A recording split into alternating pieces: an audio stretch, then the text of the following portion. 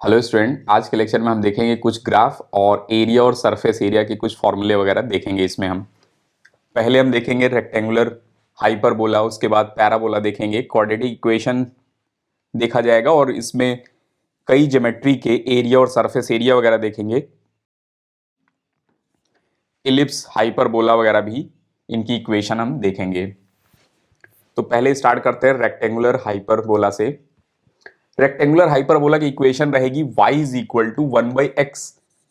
कोई भी फंक्शन रहेगा उसको हम रेक्टेंगुलर हाइपरबोला बोल देंगे। यहां के भी रह सकता है, ठीक है ना, कोई भी कांस्टेंट हो सकता है ये। और y directly proportional to 1/x रहेगा। जैसे जैसे x की वैल्यू बढ़ेगी y की वैल्यू घटेगी, ठीक है ना। जैसे मान लो x 1 रख दें और k की वैल्यू 1 है, y 1 रहेगा। x की वैल्यू जैसे ही 2 करेंगे तो y 1/2 हो जाएगा, y कम हो जाएगा। x की वैल्यू 3 करेंगे, y और कम हो जाएगा, 1/3 हो जाएगा, ठीक है ना। और x की वैल्यू मान लो 0.5 कर दें, ठीक है, तो y कितना हो जाएगा, 1/0.5 2 हो जाएगा, ठीक है ना। y की वैल्यू बढ़ने लगेगी तो x घटेगा तो y बढ़ेगा और x बढ़ेगा तो y घटेगा, ठीक है ना। इस टाइप की इक्वेशन को बोल देंगे हम रेक्टेंगुलर हाइपरबोला, ठीक है। चलिए, और x नेगेटिव रहेगा तो y भी नेगेटिव रहेगा। कहीं अगर हमें ग्राफ प्लॉट करना है, मान लो y is equal to mod x का, ठीक है ना, y is equal to mod x, कहीं कहीं जरूरत पड़ती है हमें मैग्नीट्यूड ऑफ x का अगर ग्राफ प्लॉट करना है, तो यहां पर राइट साइड और लेफ्ट साइड दोनों साइड ये y पॉजिटिव रहेंगे, ठीक है ना, और डिक्रीजिंग जैसे रहेंगे, समझ रहे हैं।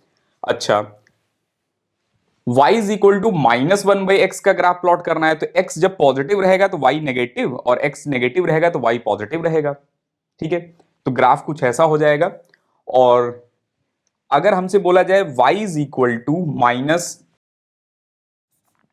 मॉड x, ठीक है ना, इस टाइप का अगर हमें ग्राफ प्लॉट करना है तो हम बोलेंगे इनका ग्राफ जो है, गेस करो आप, इसका ग्राफ जो है कैसे बनेगा, गेस करो आप खुद से। चलिए, तो यहां पर इनका ग्राफ कुछ यूं बनेगा, ठीक है ना, -1/mod x का ग्राफ ये रहेगा, ठीक है। चलिए, अब हम देख रहे हैं पैराबोला, ठीक है ना।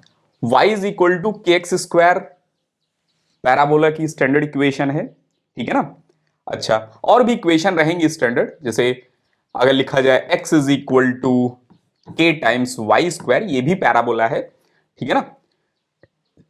तो ये एक वन ऑफ पैराबोला की इक्वेशन है, के पॉजिटिव नंबर रहेगा जब, ठीक है ना, तो x की कुछ भी वैल्यू हो y पॉजिटिव रहेगा और 0 0 रहेंगे, हमको समझ में आ रहा है, 1 पे 1 रहेंगे।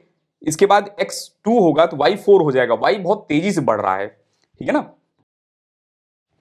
y बहुत तेजी से बढ़ रहे हैं, इधर भी y बहुत तेजी से बढ़ेंगे, ठीक है ना। अच्छा, तो ये इक्वेशन है। जैसे अगर एग्जांपल हम बात करें, y is equal to, let's k की वैल्यू 1 हो गई और एक्स स्क्वायर, ठीक है ना, इनका ग्राफ प्लॉट करना है तो x जब 0 रहेगा तो y भी 0 रहेगा, x जब 1 रहेगा तो y की वैल्यू 1 रहेगा, x जैसे ही 2 होगा y की वैल्यू हो जाएगा 4, x जैसे ही 3 होगा y की वैल्यू हो जाएगा 9। तो यहां बहुत तेजी से ये ग्राफ बढ़ रहा है, देख रहे हो, तो ये ग्राफ कुछ ऐसे रहेगा, समझ रहे हैं। तो इस टाइप की इक्वेशन को बोल देंगे हम पैराबोला। और अगर यहां माइनस लगा दें हम, ठीक है ना, जैसे इसको प्लॉट करना हो तो इसको प्लॉट करना बहुत आसान है, ठीक है ना, अभी तो हम ही प्लॉट कर दे रहे हैं, नेक्स्ट कुछ क्वेश्चन आपको दिए जाएंगे, ठीक है। x की वैल्यू जब 1 रहेगा तो y की वैल्यू यहां कितना रहेगा 2, x की वैल्यू जब 2 रहेगा तो y की वैल्यू कितना हो जाएगा 8, ठीक है ना, इस टाइप से चलेंगे ये। अच्छा, ये सिमेट्रिक भी रहेंगे, ये सिमेट्रिक भी रहेंगे। सिमेट्रिक का मतलब है अगर जितना आगे आ रहे हैं, 1 यूनिट आगे आ रहे हैं तो यहां 2 पर पहुंच रहे हैं, तो 1 यूनिट पीछे आएंगे तो यहां पर भी 2 हाइट रहेगा, ठीक है ना, सिमेट्री पर रहेंगे ये, ठीक है। ये भी दिमाग में रखना है, कहीं कहीं हम इसका यूज करेंगे जब इक्विलिब्रियम वगैरह के क्वेश्चन, वर्क और एनर्जी वगैरह में देखेंगे हम, तो इस लॉजिक का यूज होता है वहां पर कि इस मिनिमा वाले लाइन से जितना आगे जा रहे हैं जो हाइट मिल रही है उतना ही पीछे जाएंगे तो सेम हाइट मिलेगा हमें, ठीक है ना, इस लॉजिक का यूज किया जाएगा। चलिए, अगर मान लो माइनस के एक्स स्क्वायर है, के इज पॉजिटिव नंबर, ठीक है ना, तो ये ओपनिंग डाउनवर्ड पैराबोला रहेगा। कुछ भी एक्स की वैल्यू रखेंगे वाई नेगेटिव ही रहेगा, ठीक है ना, जो ओपनिंग डाउनवर्ड हो जाएंगे, इसमें कोई डाउट नहीं। पॉज करके इसको भी लिख लेना आप। यहां अगर देखें हम y is equal to x square plus two, ठीक है ना, तो प्लस टू का मतलब हो गया, अगर ये प्लस टू नहीं होता तो इक्वेशन ये रहती, प्लस टू नहीं होता तो ये रहते। अब क्या किया, इसको टू ऊपर शिफ्ट कर दिया, ठीक है ना, जो भी वैल्यू थी टू ऊपर शिफ्ट कर दिया गया, टू ऊपर शिफ्ट कर दिया गया, टू ऊपर शिफ्ट कर दिया गया, ठीक है, ये शिफ्टिंग हो गया एक तरह से। ये इक्वेशन भी हम प्लॉट कर सकते हैं अब, ठीक है ना। चलिए, और ये वाला कोऑर्डिनेट कितना रहेगा, 0,2। एक्स एक्सिस जब 0 रहेगा तो y की वैल्यू कितना रहेगा, 2। समझ रहे हैं। नेक्स्ट, जैसे यहां पर अगर ये 2 नहीं होता, अगर ये 2 नहीं होता तो इक्वेशन ये रहती, ठीक है ना, और प्लस 2 किया तो इसको 2 ऊपर जो है हमने उठा दिया, ठीक है ना, इसको 2 ऊपर उठा दिया गया, ठीक है, बस इतना सा डिफरेंस आ रहा है। तो ये भी पैराबोला की ही इक्वेशन है, ठीक है। इसको आप खुद से प्लॉट करो, पॉज करके इसको खुद से प्लॉट करने की कोशिश करो, देखो प्लॉट कर पा रहे हैं क्या हम।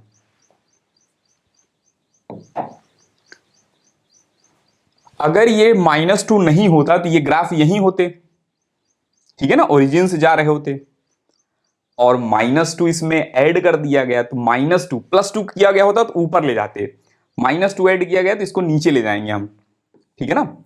ये ग्राफ यहां हो जाएगा और ये हो जाएगा 0,-2, बस, ठीक है। एक ग्राफ और प्लॉट करो आप, y is equal to x square -2, fast plot करो, देखो। चलिए, हमें लग रहा है आपने प्लॉट कर लिया है। तो अगर ये -2 नहीं होता तो ये ग्राफ यहां से जाता ओरिजिन से, ठीक है ना, और -2 है तो -2 लेकर चले जाएंगे, नीचे लेकर चले जाएंगे, ठीक है ना, तो ये कोऑर्डिनेट हो जाएगा 0,-2। अच्छा, ध्यान से देखना, अगर हमसे बोला जाए ये कोऑर्डिनेट कौन सा है, ठीक है ना, तो जहां पर ये एक्स एक्सिस को कट कर रहा है, जहां पर भी ये एक्स एक्सिस को कट कर रहा है वहां पर y कितना होगा, 0। तो y की वैल्यू अगर 0 रख दें, 2 इधर चला जाएगा, ठीक है ना, और x square is equal to 2 है तो x की वैल्यू क्या होती है, ±√2, ठीक है ना। तो ये वाला कोऑर्डिनेट रहेगा √2, 0, और ये वाला कोऑर्डिनेट रहेगा -√2, 0, ठीक है ना, ये दो कोऑर्डिनेट्स मिल जाएंगे हमें, समझ रहे हैं। चलिए, ये फास्ट प्लॉट कर लो। ये बताया गया है कि ग्रेटर देन 0 पर प्लॉट करना है, बस x greater than 0। x greater than 0 का मतलब हुआ इस क्वाड्रेंट में ग्राफ को हम प्लॉट ही नहीं करेंगे, समझ रहे हैं ना। अगर प्लॉट होगा तो x is equal to positive पर ही प्लॉट होगा, ठीक है ना, इक्वल टू भी मान लो यहां लिखा गया है, ठीक है। तो ये ग्राफ कैसे प्लॉट होता, अगर ये -3 नहीं होता और ये भी नहीं दिया गया होता तो ये ग्राफ होता, ठीक है ना, ओरिजिन से जा रहा होता ये। अच्छा, और ये -3 लगा दिया गया मान लो और ये नहीं है तो -3 यहां से चला जाएगा। अब ध्यान से सुनना, अब जो है बोला जा रहा है केवल पॉजिटिव के लिए, तो ये हट गया, ये तो है ही नहीं, इनका केवल इतना पोर्शन रहेगा, बस केवल इतना ही पोर्शन रहेगा बस, ठीक है ना। तो हमें जब ग्राफ प्लॉट करना है तो हम बोलेंगे ये रहा ग्राफ, ध्यान से देखना, ये रहा ग्राफ, ठीक है। ये कोऑर्डिनेट क्या रहेगा, 0, -3, और ये कोऑर्डिनेट क्या रहेगा, y इज इक्वल टू 0 रखेंगे तो यहां पर आ जाएगा √3, 0, समझ गए। चलिए, पॉज करके इसको लिख लो, फिर आगे चलते हैं हम, ठीक है। अगर ये इक्वल टू नहीं होता, यहां ये केवल ग्रेटर का साइन होता, तो मैथ्स में आपको बताया जाएगा कि यहां पर ये ओपन रहता है, ठीक है ना, ये फंक्शन ओपन रहता है, यहां पर डिफाइंड नहीं रहेगा, ठीक है। और अगर यहां इक्वल टू लगा दिया तो जीरो पर भी ये फंक्शन डिफाइंड है, तो जीरो पर भी यहां पर क्लोज इंटरवल रहता है एक तरह से, ठीक है ना, मैथ्स में अच्छे से बताया जाएगा आपको। चलिए अब ध्यान से देखना, x इज इक्वल टू के वाई स्क्वायर, ठीक है ना, x इज इक्वल टू के वाई स्क्वायर। तो पैराबोला जो है कई तरीके से बन सकते हैं, ध्यान से देखना, या तो ऐसे बनते हैं, या यूं बनते हैं, या यूं बनते हैं, या यूं, इन चारों में से कोई एक रहता है। तो ध्यान से देखना, यहां पर अगर k पॉजिटिव है, इफ k पॉजिटिव, y की कुछ भी वैल्यू हो, y की कुछ भी वैल्यू हो, x always positive. x always positive का मतलब है इसी क्वाड्रेंट में है, फर्स्ट और फोर्थ क्वाड्रेंट में है। तो फर्स्ट और फोर्थ क्वाड्रेंट में रहेगा तो एक ही ग्राफ बन सकता है, यही बनेगा। समझ रहे हैं ना, इस टाइप से कर लेंगे हम, ठीक है। अच्छा, यहां पर y की कुछ भी वैल्यू रहे, x always negative, x always negative. तो x ऑलवेज नेगेटिव का मतलब हुआ सेकेंड और थर्ड क्वाड्रेंट। तो सेकेंड और थर्ड क्वाड्रेंट में ग्राफ कैसे बनेगा, ये बन गया, ठीक है ना। जैसे लिखा जाता है y इज इक्वल टू के एक्स स्क्वायर, तो इसमें y ऑलवेज पॉजिटिव है। तो y ऑलवेज पॉजिटिव किस क्वाड्रेंट में रहता है बताओ, y ऑलवेज पॉजिटिव किस क्वाड्रेंट में रहता है, फर्स्ट और सेकंड में y पॉजिटिव रहता है। तो पैराबोला जो बनेगा वो फर्स्ट और सेकंड क्वाड्रेंट में ही बनेगा, ठीक है ना, ये ऐसे बन जाएगा, समझ रहे हैं, ओरिजिन से जाता हुआ। तो ये देखना है हमें कि कौन हमेशा पॉजिटिव है या कौन हमेशा नेगेटिव है, ठीक है ना, उससे हम गेस कर लेंगे इजीली ये ग्राफ। समझ गए। चलिए नेक्स्ट, क्वाड्रेटिक इक्वेशन। ये इक्वेशन आपने पढ़ा होगा, ठीक है ना, जैसे लिखा गया y इज इक्वल, ये वैसे तो पैराबोला, ये भी पैराबोला ही होते हैं, ठीक है ना, बस ये ओरिजिन के अबाउट सिमेट्रिक नहीं होते हैं, ठीक है ना, x square plus b x square plus c, और यहां पर मान के चल रहे हैं हम a not equal to zero, ठीक है ना, तब इसको बोल देंगे हम क्वाड्रेटिक इक्वेशन है ये। और इसके रूट्स कैलकुलेट करना आपने 8th या 9th में सीखा होगा, ठीक है, इक्वल टू जीरो, और x की दो वैल्यूज रहती हैं, minus b plus minus under root b square minus 4ac divided by 2a।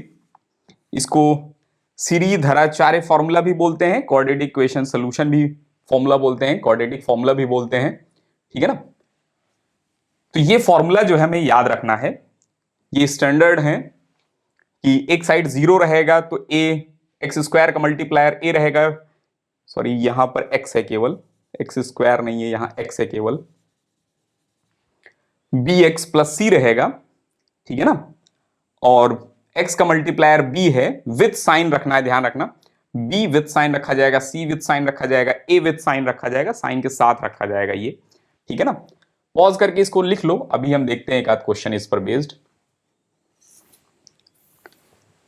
एक पहले क्वेश्चन कर लेते हैं, फिर हम आगे देखेंगे।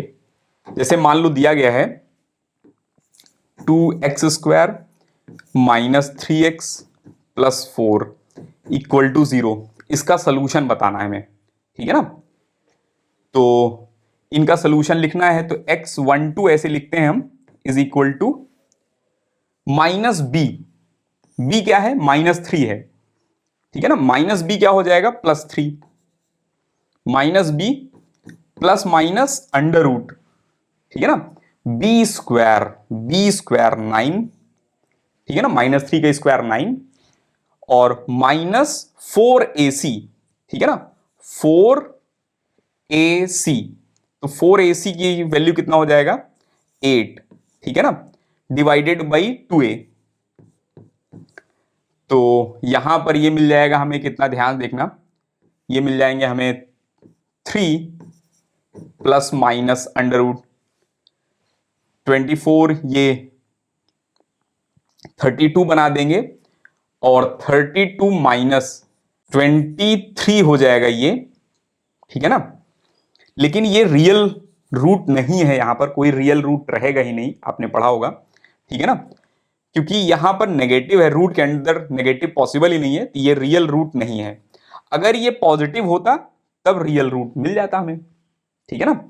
चलिए नेक्स्ट, एक और भी मेथड सॉल्व करने का आपने पढ़ा होगा, स्प्लिटिंग से, ठीक है ना, सोल्यूशन बाय स्प्लिटिंग, ठीक है। तो स्प्लिटिंग से भी निकल जाता है, कभी कभी जब सिंपल क्वेश्चन होते हैं स्प्लिटिंग से निकल जाता है, और अदरवाइज कॉम्प्लेक्स रखते हैं तो हमें यही फॉर्मूला यूज करना पड़ता है, ठीक है ना, इसमें टाइम बच जाता है। और अगर दिख गया आपको स्प्लिटिंग वाला मेथड बेस्ट, ठीक है ना, तब तो अच्छा है, ठीक है। चलिए अब ध्यान सुनना, इसमें कुछ केसेस हैं, जैसे पहला केस हम लेकर चल रहे हैं b square minus 4ac greater than 0, ये वाली वैल्यू अगर ग्रेटर देन 0 रहेगा, ठीक है ना, ये वाली वैल्यू ग्रेटर देन 0 हो जाए और ए पॉजिटिव रहे, ठीक है ना, ये केस है। अगर ए पॉजिटिव रहता है तो ओपनिंग अपवर्ड ग्राफ रहते हैं, ये हो सकता है, ये हो सकता है, ये हो सकता है, ठीक है ना, ये तीन केस बनते हैं। और अगर ए नेगेटिव होता है तो ओपनिंग डाउनवर्ड बनता है, पैराबोला एक तरह समझ लो, ओपनिंग डाउनवर्ड बनता है। ये हो सकते हैं या फिर ये हो सकते हैं या फिर ये, या फिर ये हो सकते हैं, ठीक है ना, इन तीनों में से कुछ भी हो सकते हैं। बस इतना दिमाग में रखना है कि पॉजिटिव हुआ तो ओपनिंग अपवर्ड ग्राफ बनेगा, ठीक है ना। और अगर b square minus 4ac greater than 0 है तो दो जगह ये ग्राफ को कट करेगा, रियल रूट्स दो मिलेंगे हमें, ठीक है ना, दो रियल रूट मिलेंगे इस केस में, ठीक है, टू रियल रूट।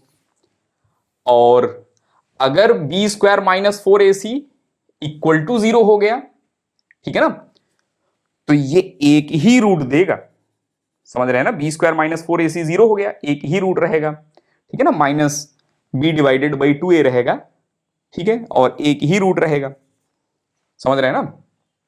अच्छा, और अगर बी स्क्वायर माइनस 4ac की वैल्यू लेस देन 0 हो गई तो यहां पर एक भी रियल रूट नहीं मिलेगा, ये ग्राफ जो है एक्स एक्सिस से एबव से ही जाएगा, समझ रहे हैं ना, कुछ ऐसा देखने को मिलेगा हमें केस, ठीक है ना, नो रियल रूट, इसमें क्या रहेगा, नो रियल रूट, ठीक है ना, इसमें क्या रहेगा, वन रियल रूट, और इसमें क्या रहेगा, two real root. Real root का मतलब है पॉजिटिव नेगेटिव कुछ भी हो सकते हैं, हो सकता है ग्राफ यहां से स्टार्ट हो रहा हो तो एक नेगेटिव रहेगा एक पॉजिटिव रहेगा, और जैसे टाइम वाइम कैलकुलेट करेंगे ना, ठीक है, टाइम वगैरह कैलकुलेट करेंगे, एक्सेलरेशन वेलोसिटी जब हम देखेंगे इक्वेशन वगैरह, तो वहां पर टाइम कैलकुलेट किया और टाइम मिल गया हमें -2 सेकेंड और +9 सेकेंड, ऐसा कुछ मिला, मान लो दो रियल रूट मिल रहे हैं, ठीक है ना, तो नेगेटिव वाले टाइम को हम कंसीडर ही नहीं करते हैं, केवल पॉजिटिव वाले टाइम को कंसीडर करेंगे, समझ रहे हैं ना, मैथ्स तो बता दिया हमें नेगेटिव टाइम, लेकिन मोशन हम स्टडी करना स्टार्ट कर रहे हैं t इक्वल टू 0 के बाद, ठीक है ना, तो वहां पर t इक्वल टू 0 के पहले कुछ भी हम नहीं मानेंगे, ठीक है, तो नेगेटिव टाइम का कोई मीनिंग ही नहीं रहेगा, ठीक है ना।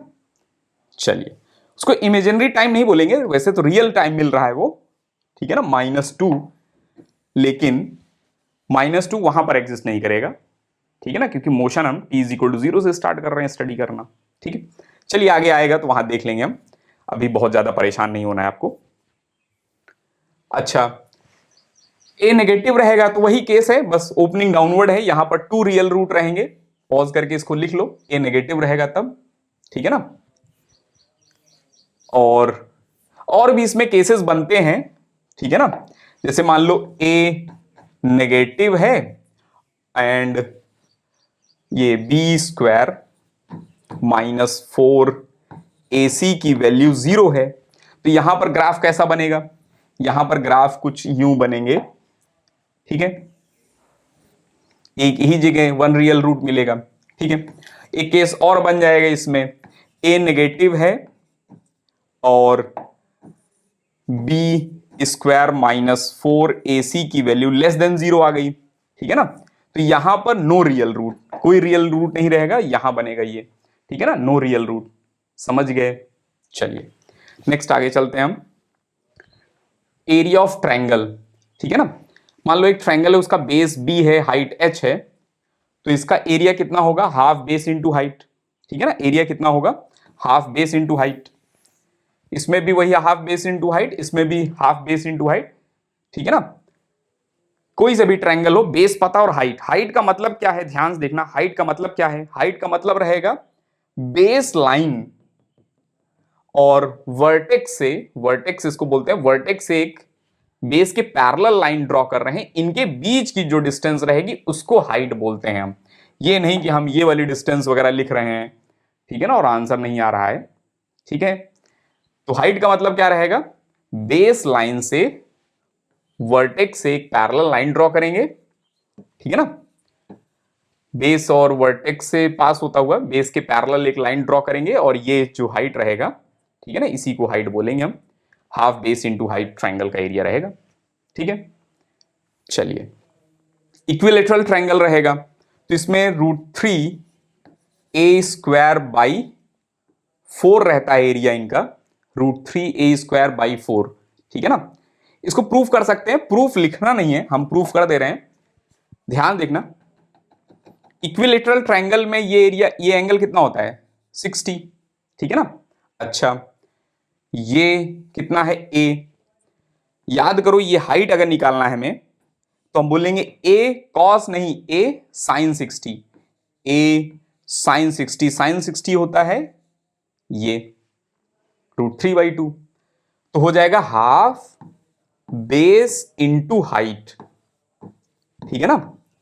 तो ये मिल जाएगा a² √3/4, ठीक है। तो ये मिल जाएगा हमें आंसर। ये डायरेक्ट याद रखना है आपको, ठीक है ना, दिमाग में होना चाहिए आपके, ठीक। चलिए आगे चलते हैं हम। इक्विलेटरल ट्रायंगल, अब देख रहे हैं हम स्क्वायर, बहुत आसान है, ये आप पढ़ चुके हैं कई बार, ठीक है ना, छोटी क्लासेस में। इनका एरिया क्या रहेगा, 90 डिग्री रहेंगे और इक्वल साइड्स रहेंगे, ठीक है ना। एरिया क्या रहेगा, a², पेरीमीटर क्या रहेगा 4a, ठीक है ना, पेरीमीटर क्या रहेगा 4a, डायगोनल क्या रहेगा, ठीक है ना, a√2। आप कई बार पढ़ चुके हैं लेकिन लिखना है आपको कॉपी में, ठीक है ना, फेयर नोटबुक में लिखते चले हम, ठीक है ना, पॉज करके लिखो इसे। इक्वल लेंथ और एंगल 90 रहेगा।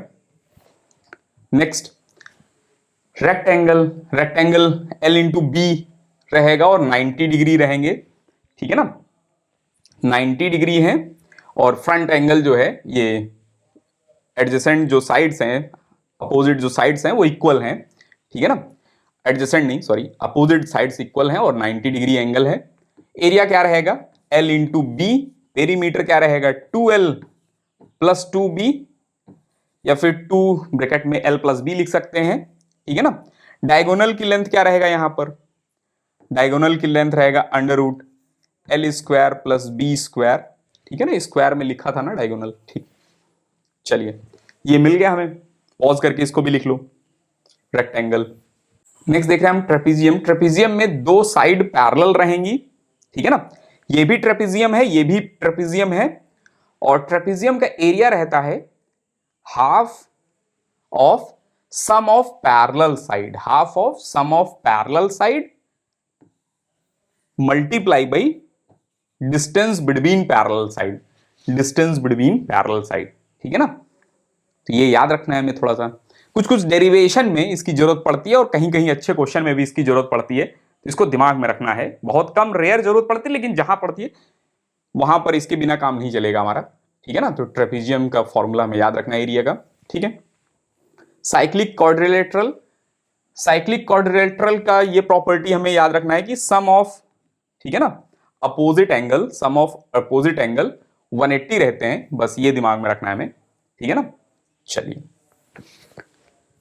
सर्कल, सर्कल का रेडियस अगर हम बात करें तो यहां पर मान लो अगर x और y कोऑर्डिनेट है, ठीक है ना, तो इसका रेडियस रहेगा √x² + y², ठीक है ना, इनका रेडियस रहेगा √x² + y², ठीक है। अच्छा, इनकी इक्वेशन क्या रहेगा, तो यही इक्वेशन भी है, रेडियस = x² + y² है, तो x² + y² = r², यही सर्कल की इक्वेशन भी है, ठीक है ना, ये सर्कल की इक्वेशन रहेगा, ठीक है। अच्छा, एरिया अगर हम बात करें सर्कल का तो हमें आइडिया है πr², ठीक है ना, और पेरीमीटर 2πr रहता है, ठीक है। अब ध्यान समझना, हम सर्कल में एक एलिमेंट चूज कर रहे हैं, रिंग जैसा एलिमेंट। आर रेडियस पर जाकर, r radius, small r radius पर जाकर डीआर विड्थ का, डीआर विड्थ का एक, ठीक है ना, स्ट्रिप चूज कर रहे हैं, एलिमेंट इसको बोलते हैं एलिमेंट, ठीक है ना। D r is very small, very very very very small, समझ रहे हैं ना। अच्छा, इसको ध्यान से देखें, अगर इसको कट करके ये जो रेड वाला पोर्शन है इसको अगर यूं ओपन कर दें तो रेड वाला ओपन ऐसे होगा, ठीक है ना। तो रेड वाले की विड्थ क्या रहेगा, डीआर, रेड वाले की लेंथ क्या रहेगा, 2 पाई आर। तो इनका पेरीमीटर तो 2 पाई आर दिख रहा है, इसका एरिया कितना हो जाएगा, डीए, बहुत छोटा एरिया होगा, डीए जो एलिमेंट का एरिया होगा, that is this become rectangle, और रेक्टेंगल का एरिया क्या हो जाएगा, 2 pi r into D R, समझ रहे हैं ना। ये रेक्टेंगल का एरिया हो जाएगा, उस एलिमेंट का एरिया ये है, इसकी जरूरत हमें बहुत ज्यादा पड़ेगी, ठीक है ना। इस एलिमेंट का एरिया, ये जो छोटा सा एलिमेंट है ना, इस एलिमेंट का एरिया देख रहे हैं हम ये, ठीक है। चलिए next, how to take small element of, ठीक है, वही है ये भी, ठीक है। इसका एलिमेंट जो एरिया है इसका डीए, तो डीए की वैल्यू कितना रहेगा, 2 पाई आर डी आर, ठीक है ना, वही रहेगा, और इसमें कुछ नया नहीं है, इसको फिर से लिखने की जरूरत नहीं, वही लिख लेना बहुत है। नेक्स्ट, सेक्टर, ठीक है ना। तो ये ज्योमेट्री जो है सेक्टर कहलाती है, और इसका एरिया अगर हम बात करें, ये आर्क लेंथ, पहले तो हम देख लेते हैं, वैसे फर्स्ट क्लास में देखा था हमने आर्क लेंथ। आर्क लेंथ क्या होता है, आर थीटा, ठीक है ना। आर्क लेंथ क्या रहेगा, आर थीटा या थीटा आर। सेक्टर का एरिया, एरिया क्या रहेगा, जैसे सर्कल का एरिया होता है पाई आर स्क्वायर, तो बेसिकली पाई आर स्क्वायर कहां से आया है, ध्यान देखना, टोटल एंगल 2 पाई होता है, 2 pi r square divided by 2, यहां होता है angle r square divided by 2, यहां से ये फॉर्मूला आता है, ठीक है। तो यहां सेक्टर का एरिया लिखना है, तो हम बोलेंगे theta r square divided by 2। बस ध्यान रखना थीटा रेडियन में होना चाहिए, ठीक है ना, थीटा रेडियन में होना चाहिए, डिग्री में नहीं होना चाहिए, ठीक है। अच्छा, अगर मान लो हमने एलिमेंट लिया सेक्टर जैसा एलिमेंट, सर्कल में दो तरीके से एलिमेंट ले सकते हैं, एक रिंग जैसा एलिमेंट हमने अभी देखा था, सेक्टर जैसा एलिमेंट भी ले सकते हैं। तो ये एंगल डी थीटा है, ठीक है ना, ये एंगल डी थीटा है। तो सेक्टर जैसा अगर एलिमेंट है तो इस आर्क लेंथ को डीएल से रिप्रेजेंट किया गया था, याद करो, आर डी थीटा लिख सकते हैं, और इस सेक्टर का जो एरिया रहेगा, छोटा सा जो एरिया रहेगा, ठीक है ना, that is equal to d theta r square divided by 2। समझ रहे हैं, इसको दूसरे तरीके से प्रूफ कर रहे हैं, ध्यान देखना, समझने की कोशिश करना, हो सकता है आपको समझ में आ जाए, एक पजल जैसा। ध्यान देखना, ये ट्रायंगल बन रहा है, ये ट्रायंगल बन रहा है, बन रहा है ये ट्रायंगल, ट्रायंगल का बेस, ट्रायंगल का बेस ध्यान से देखना, ट्रायंगल का बेस ये है, बेस कितना है, आर डी थीटा, और ट्रायंगल का एरिया कितना होता है, तो ट्रायंगल का एरिया होता है half base, half base, base कितना है R D theta, into height, height कितना है, तो बेस से ये डिस्टेंस, ये कितना रहेगा, आर रहेगा। तो यहां अगर आर से मल्टीप्लाई कर दें तो ये फॉर्मूला और ये फॉर्मूला सेम ही है, समझ रहे हैं ना, ठीक है। चलिए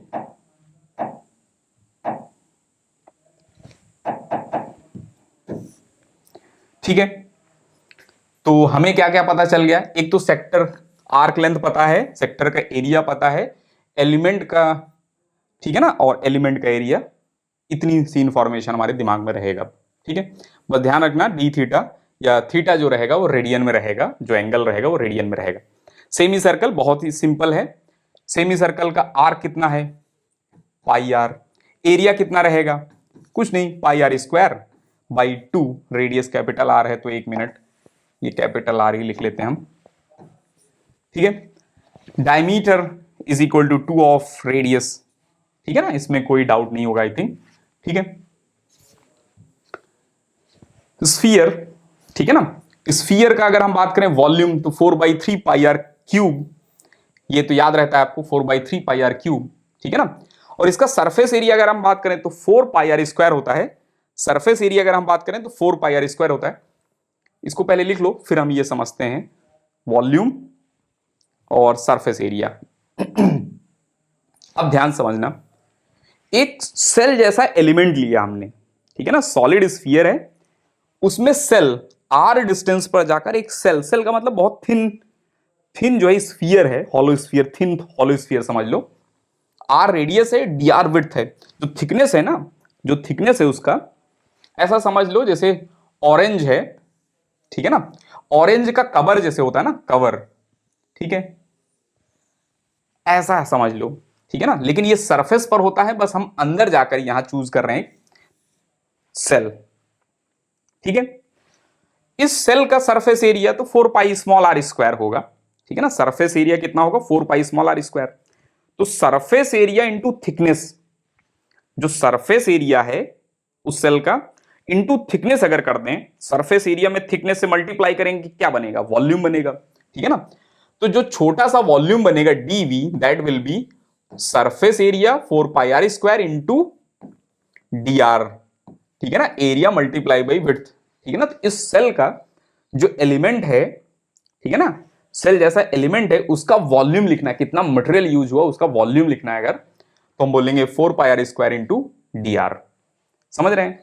चलिए, जैसे ऐसा समझ लो अगर हमारे पास एक हॉलो स्फीयर है, हॉलो स्फीयर, हॉलो, ठीक है ना, very small thickness, very small thickness, thickness बहुत कम है, हॉलो स्फीयर है, तो उसमें यूज्ड मटेरियल का वॉल्यूम, यूज्ड मटेरियल का वॉल्यूम अगर हमें बताना है तो मान लो थिकनेस टी है, जो इनकी थिकनेस है यहां पर थिकनेस टी है और रेडियस कैपिटल आर है, तो इसमें वॉल्यूम जो यूज होगा, जो इनका वॉल्यूम ही होगा, वॉल्यूम ऑफ द स्फीयर की बात नहीं कर रहे, volume of the material used, volume of material use की बात कर रहे हैं हम, तो कितना रहेगा 4πr² इंटू थिकनेस टी, इतना वॉल्यूम यूज होगा।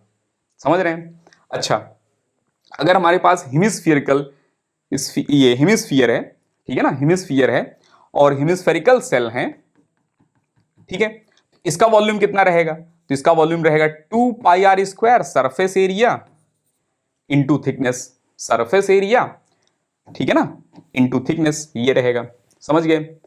सिलेंडर, सिलेंडर का अगर हम बात करें सरफेस, ये सरफेस एरिया अगर हम बात करें, टोटल सरफेस एरिया, एक कर्व्ड सरफेस एरिया अगर हम बात करेंगे तो कर्व्ड सरफेस एरिया सिलेंडर को अगर यहां से कट करें और ओपन करेंगे, ठीक है ना, तो एक रेक्टेंगल बनेगा। जैसे यहां से कट करो, सिलेंडर है, उसको कट करें, ठीक है ना, ट्यूब जैसा मान लो सिलेंडर है, उसको कट करें और ओपन करेंगे जब हम, तो पूरा का पूरा एक सीट बनेगा। ये लेंथ यही लेंथ है, ये लेंथ यही लेंथ है, कितना रहेगा ये लेंथ 2πr, और ये जो है h रहेगा। तो इसका एरिया कितना हो जाएगा, कर्व्ड सरफेस एरिया कितना हो जाएगा 2πr इंटू h, ये हो जाएगा, ठीक है ना। और अगर टोटल सरफेस एरिया बात करेंगे, सॉलिड सिलेंडर है, सॉलिड सिलेंडर में एक ऊपर और एक नीचे, जो ये सिलेंडर में सर्कल बन रहे हैं दो, ठीक है ना, ये कितना हो जाएगा πr² इंटू 2, ठीक है। अच्छा, volume of the cylinder, cylinder का वॉल्यूम की अगर हम बात करें तो सिलेंडर का वॉल्यूम रहेगा area multiply by height, area multiply by height, तो एरिया होता है πr² इंटू h, तो πr² इंटू h कर देते हैं तो मिल जाता है हमें वॉल्यूम ऑफ द सिलेंडर, ठीक है ना। तो ये फॉर्मूले भी याद रखना है हमें थोड़ा दिमाग में, वैसे भी छोटी क्लासेस में आपने पढ़ा होगा, 9th में, 9th या 10th में, ठीक है ना, दिमाग में रहता ही आपके। कोन, कोन का वॉल्यूम क्या रहेगा, अगर सेम हाइट का कोन है और सेम हाइट का सिलेंडर है, तो कोन से अगर हम 3 टाइम्स फिल करेंगे तब जाकर एक सिलेंडर फिल होता है, ठीक है ना। कोन से 3 बार अगर हम फिल करते हैं तब जाकर एक सिलेंडर फिल होता है, सेम हाइट का अगर और सेम रेडियस का है, ठीक है ना, कोन से 3 बार इनको फिल करेंगे तब जाकर ये फिल होंगे फुल, ठीक है ना। इसका मतलब कोन का जो वॉल्यूम रहेगा that is 1/3 of cone volume, ये जो कोन का वॉल्यूम, ये सिलेंडर का जो वॉल्यूम रहेगा, ठीक है ना, 3 टाइम्स ऑफ कोन रहेगा, और कोन का वॉल्यूम 1/3 ऑफ सिलेंडर रहेगा। तो यहां लिखा गया 1/3 of cylinder pi r square into h. ठीक है, इसमें एक टर्म होता है स्लैंट हाइट, ये ठीक है ना, इसको बोलते हैं स्लैंट हाइट। स्लैंट हाइट कितना होता है अगर हमसे बोला जाए तो हम बोलेंगे slant height is equal to r square radius square multiply by ये plus h square. Pythagoras theorem से हम निकाल सकते हैं स्लैंट हाइट, ठीक है ना। और सरफेस एरिया कितना होता है, तो सरफेस एरिया, बेस का जो सरफेस एरिया रहेगा वो तो पाई आर स्क्वायर रहेगा, और जो कर्व्ड सरफेस एरिया रहेगा वो कर्व्ड सरफेस एरिया की वैल्यू पाई आर एल होती है, ठीक है ना। ये पाई आर एस लिख रहे हैं, चलिए स्लैंट हाइट एस से लिखा जा रहा है यहाँ, पाई आर एस रहता है slant height, S for slant height, ठीक है। चलिए नेक्स्ट, क्यूब है एक, क्यूब का वॉल्यूम अगर हम बात करें तो क्यूब का वॉल्यूम रहेगा ए क्यूब, ठीक है ना। क्यूब का वॉल्यूम ए क्यूब रहेगा। इसमें टोटल कितने सरफेस होते हैं, क्यूब में कितने सरफेस होते हैं, तो 4 वर्टिकल सरफेस हो गए, 4 वॉल्स हो गई, एक टॉप एक बॉटम, 6 सरफेस होते हैं। तो टोटल सरफेस एरिया हो जाएगा 6a स्क्वायर, ठीक है ना, समझ रहे हैं। इसमें कितने वर्टेक्स होते हैं, कितने वर्टेक्स होते हैं, तो 4 ऊपर और 4 नीचे, 4 4 8, 8 वर्टेक्स हैं, हमें ये पता होना चाहिए। 4 बताया गया कि क्यूब हैविंग, ठीक है ना, equal charges on it's vertex, ऐसा कुछ करके स्टेटमेंट जैसे 12 वगैरह में लिखा जाएगा। तो इसका मतलब सारे वर्टेक्स पर 8 वर्टेक्स हैं तो 8 चार्जेस रखे गए हैं, ठीक है ना। तो 8 वर्टेक्स हैं ये पता है हमें। नंबर ऑफ फेस 6 फेस हैं, ठीक है ना। नंबर ऑफ एज, कितने एज हैं, कितने एज हैं, तो ध्यान देखना 4 वर्टिकल हो गए और 4 टॉप पर हैं, 4 बॉटम पर हैं, तो 4 4 4, ठीक है ना। तो यहां 12 एजेस हैं, 12 स्टिक से मिलके बना सकते हैं हम क्यूब, ठीक है ना, 12 स्टिक से मिलके बनेंगे क्यूब, ठीक है। Length of face diagonal, face diagonal a√2 रहेगा और बॉडी डायगोनल a√3 होता है। देख लेते हैं हम, ये है फेस डायगोनल, ठीक है ना, कोई भी फेस डायगोनल होगा वो a√2 रहेगा, और ये है बॉडी डायगोनल, बॉडी के अंदर जो, ठीक है ना, लॉन्गेस्ट लेंथ है इनसाइड रखा जा सकता है जो, ठीक है। तो ये a√2 है और ये a है, ये परपेंडिकुलर होते हैं, इनका दोनों का अंडर रूट होल स्क्वायर करो, a√3 आ जाएगा, ये ग्रीन वाला, समझ रहे हैं। चलिए तो ये मिल जाएगा हमें। क्यूब अगर हम देख लिया, क्यूबॉइड की अगर बात करें तो वॉल्यूम कितना रहेगा, L into b into h रहेगा। यहां पर फेस डायगोनल हम नहीं देख रहे हैं क्योंकि फेस डायगोनल बहुत सारे फेसेस हैं, ठीक है ना, इनका अलग रहेगा, इनका अलग रहेगा, इनका अलग रहेगा, ठीक है। लेकिन बॉडी डायगोनल की अगर हम बात करें, बॉडी डायगोनल ये येलो वाले, इनकी बात करें तो ये H है, ये पिंक वाला अगर देखें ध्यान से, ये पिंक वाला लाइन, तो ये हो जाएगा L स्क्वायर प्लस एच, ये बी स्क्वायर। और ये येलो वाली की बात करेंगे, under root of these two का अंडर रूट होल स्क्वायर, तो आ जाएगा L square plus b square plus h square, ठीक है ना। तो बॉडी डायगोनल तो लिख सकते हैं L square plus b square plus h square, ठीक है। चलिए नेक्स्ट, एलिप्स। एलिप्स की अगर हम बात करें तो एरिया जो है पाई ए बी होता है, ध्यान समझना। जैसे सर्कल होता है, ठीक है ना, सर्कल में, सर्कल एक स्पेशल केस ऑफ एलिप्स है, ठीक है ना। एलिप्स का जो ये लेंथ होता है ना, इसको बोलते हैं semi major axis, semi major axis. इसको क्या बोलते हैं, सेमी माइनर एक्सिस। इसको क्या बोलते हैं, सेमी माइनर एक्सिस। तो सर्कल एक ऐसी एलिप्स हैं जिनका semi major axis semi minor axis same होता है, ठीक है ना। तो सर्कल का एरिया क्या रहता है, pi r into r, pi r square हो जाता है। इसमें क्या होता है, पाई ए इंटू बी, ठीक है ना, पाई ए इंटू बी, क्योंकि अलग अलग हैं तो पाई ए इंटू बी हो जाएगा, ऐसा समझ लो आप, ठीक है।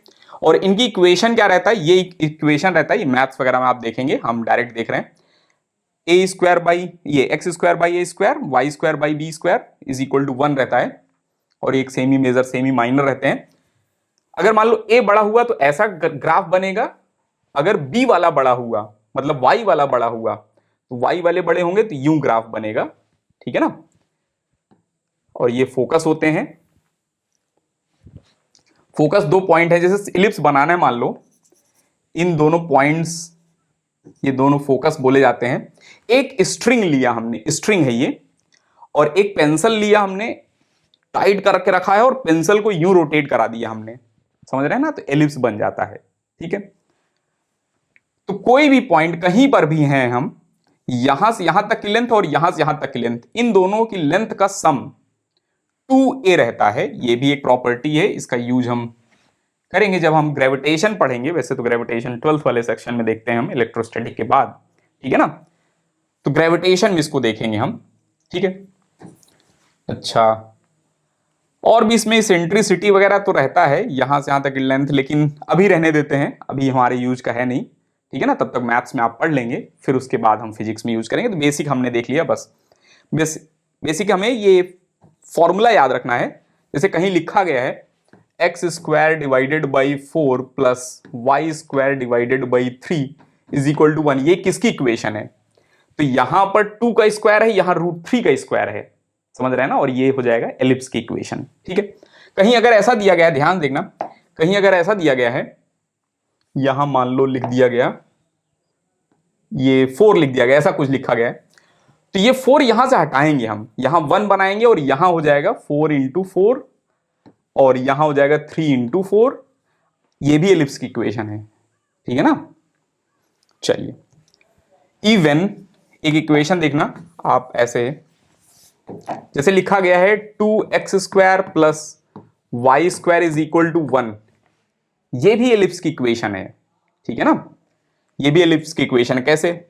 इसको हम लिख सकते हैं 1/√2 का स्क्वायर डिवाइडेड बाई 1 का स्क्वायर इज इक्वल टू 1, ये भी एलिप्स की इक्वेशन है, समझ रहे हैं। तो इस स्टैंडर्ड फॉर्म में जो भी इक्वेशन लिखे जाएंगे, where x² plus y square are positive, ठीक है ना, उसको हम बोल देंगे एलिप्स। चलिए, semi major axis, semi minor axis तो हमने समझ लिया, ये सेमी मेजर रहेगा और ये सेमी माइनर रहेगा। ठीक है, हाइपरबोला, बस यहां अगर माइनस रहेगा तो हाइपरबोला बन जाएगा। ठीक है ना, ये हाइपरबोला बन जाएंगे। ठीक है, इसको भी दिमाग में रखना है, बस हमें अभी इतना ही जानना है हाइपरबोला के बारे में, और कुछ खास नहीं।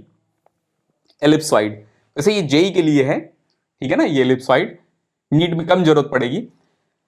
यहां पर एक स्फीयर है, लेकिन डिस्टॉर्टेड स्फीयर ऐसा समझ लो। ठीक है ना, यहां पर बी लेंथ का रेडियस है, यहां ए लेंथ का रेडियस है, यहां सी लेंथ का रेडियस है, ए बी सी लेंथ का रेडियस है।